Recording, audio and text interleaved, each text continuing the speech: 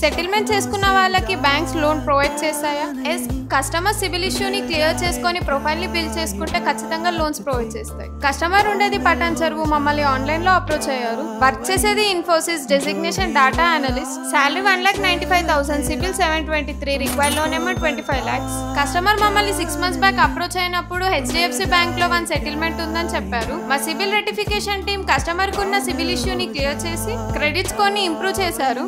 సిబిల్ లో నుంచి సెటిల్మెంట్స్ ని క్లియర్ చేసిన గతంలో చేసిన డిలే పేమెంట్స్ సిబిల్ లో రిఫ్లెక్ట్ అవుతాయి కాబట్టి మేజర్ బ్యాంక్స్ లోన్స్ ప్రొవైడ్ చేయడానికి ఇంట్రెస్ట్ చూపించవు. కస్టమర్ కి పర్సనల్ లోన్ స్కోర్ ని ఇంప్రూవ్ చేసి ఫ్యూచర్ లో హై లోన్ కి ఎలిజిబుల్ అవ్వడానికి ఏదో ఒక లోన్ ట్రాక్ ఉండడం ఇంపార్టెంట్ కాబట్టి కస్టమర్ శాలరీని బేస్ చేసుకొని ఇంక్రెడ్ లో 6 months బ్యాక్ 2 lakhs ప్రాసెస్ చేయించాం.